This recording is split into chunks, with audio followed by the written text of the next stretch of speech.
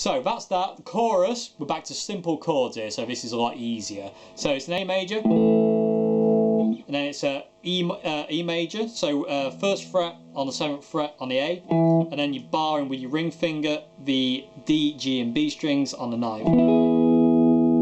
And then it's a B minor, so thumb over the top now onto the low E string on the 7th fret, killing the A string, so A string not played.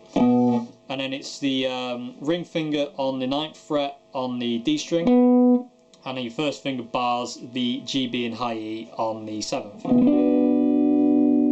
And then your last chord is an, I've got an itchy ear, sorry, is an F sharp minor, which starts as 9th fret on the A, ring finger on the D string, 11th fret, G string with your little finger, and finishes up on the 10th fret on the B. I keep wanting to say high B today, that's not even a string. So chorus, A major, E major, B minor, F sharp minor, and that's.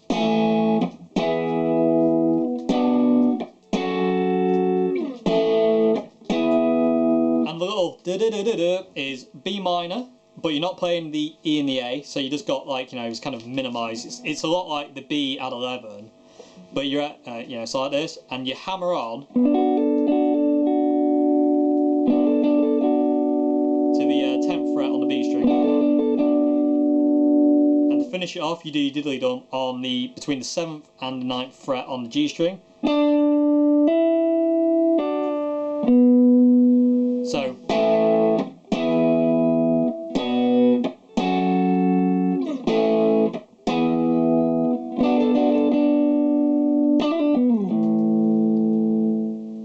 And that's all I want to teach you about. Basically, this is all kind of like stuff to kind of go away and practice and really kind of get your hand working. I Could Die For You, it's just a really good kind of hand exercise, and it's lovely, lovely sounding song. So, and I will finish up teaching the rest of that in another video further along the line. So that's that for now. Let me show you something much more simple. Let's talk about wet sand. Okay, so wet sand. Polar opposite to I Could Die For You. I don't know if I called it I Could Have Lied at some point. Probably did, because I'm a bit stupid. Anyway, wet sand, a lot simpler. G major, D major, E minor, and B minor. Gorgeous, gorgeous chord progression. John's chords are just, his progressions are just to die for. Absolutely amazing. So, your G major. So, first, your middle finger wants to be on the 3rd fret on the low E. First finger, 2nd fret on the A string. Your D and your G string are open, so they're open, and then your two fingers, your ring finger and your little finger want to be on the 3rd fret on the B and the high E. So that's your first one. Next one is D. You're not playing your E or your A. This is, you know, you're playing your D string, which is, you know, 3rd down as you're looking at it.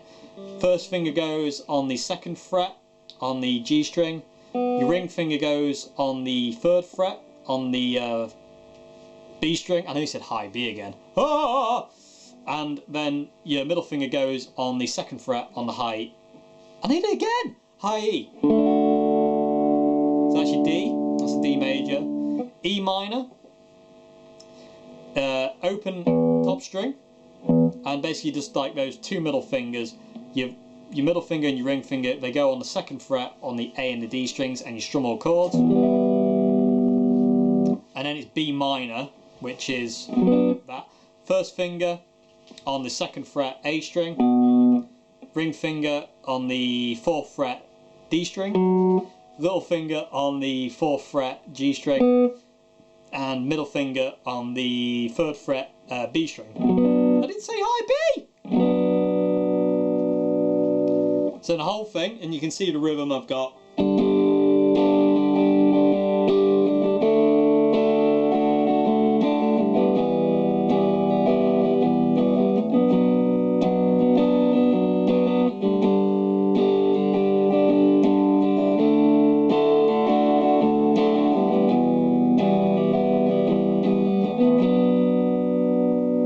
And that is just a gorgeous chord progression. I'm missing out the twiddles at this point in time, and I'll say I will come back to them at some point. I've got so many lessons planned for this entire series. It's probably going to be about in the region of like 200 videos by the time I'm finished. So I don't want to go absolutely ape at this point in time. So after that, you go to the next progression, which is an E minor. So first finger on the A string, 7th fret. Ring finger, 9th fret on the D string.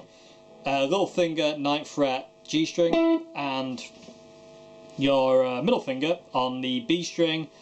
I didn't say high B again.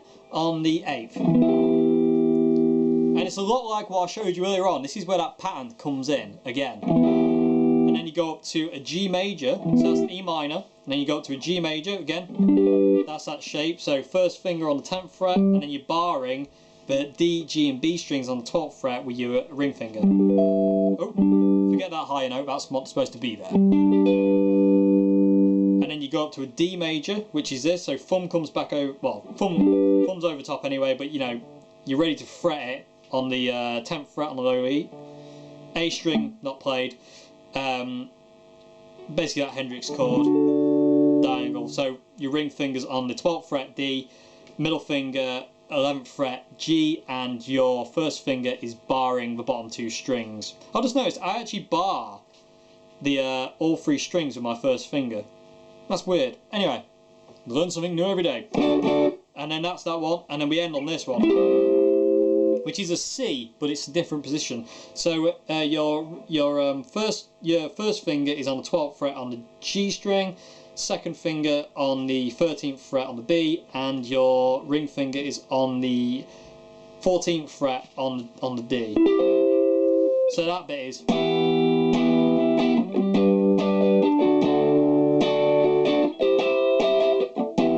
And you also won't be playing that 12th fret high E string. So it gives you that chord. It's a C, basically. But it's just higher and it's just a different position, and I'll get to different positions of chords in another lesson. So that's that next bit.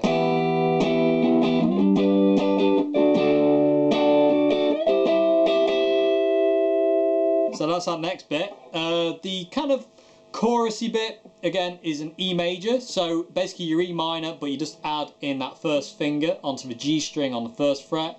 So open E, 2nd fret, with your middle finger on the A, 2nd fret with your ring finger on the D, and then first finger on the G string on the 1st fret.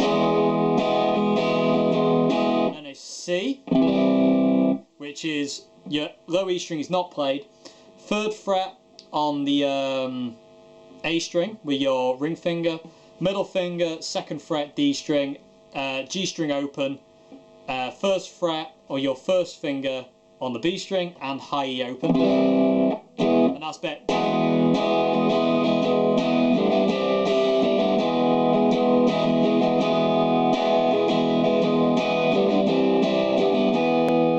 So that's that. Okay, so and the last bit.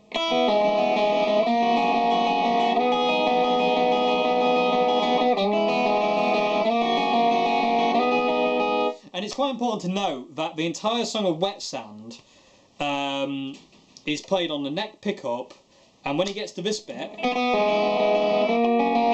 he flicks the switch down to the bridge pickup. So the last part of the song is all on bridge pickup, including the solo, but I'll do the solo in another video altogether, because there's a lot I need to teach about scales and stuff, and theoretical knowledge about, you know, before I get to soloing. At this point in time, I just want you to have fun with John's style. So the last part of Wet Sand is simply first finger on the 1st fret on the G string, and you're just playing the bottom 3 strings, and you play the G string first, and then you play the high E, B, and then B string. So G, high E, B, G. So that's the first chord, so it's just one finger. Then your next one is your middle finger wants to be on the 3rd fret on the G string, and your first finger wants to be barring the 2nd fret high. Stop saying high B. B string and high E. Same picking pattern. And then your next one, you just basically slide up to a 4th fret and bar the 4th fret, G, B and high E with your first finger. And then do it again.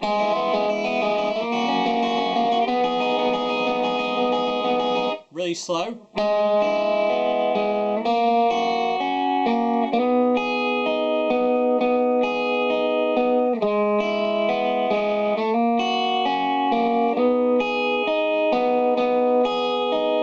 And you stay on the 4th fret, which is a C sharp minor chord, for one extra bar, so to say. So instead of just going, you go. It's just a bit extra, a bit longer you stay on there. And towards the end of that, it goes. And you go back down to this one. You go back down to your E. And then you play this chord. Which is basically your D shape just moved up. So your first finger is on the 3rd fret G. Your ring finger is on the 4th fret on the B. And your middle finger is on the 3rd fret on your high E. So the whole thing is.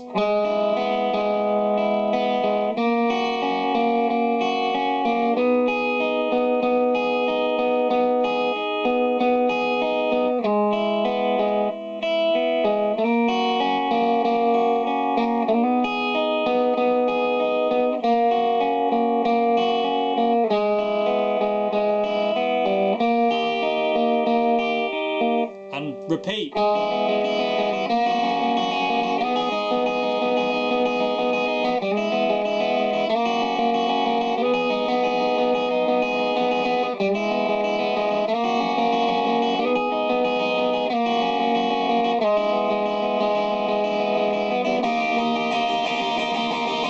You know, you can build up the intensity. You can actually go to full chords after that. John doesn't, but I think it gets you more riled up if you kind of go. You know, and the chords are just E major, F sharp major, and G sharp minor. And that one. So yeah, so that's Wet Sand. That's basically the entirety of Wet Sand. And I'll teach the solo in another video when I get around to doing John's solo.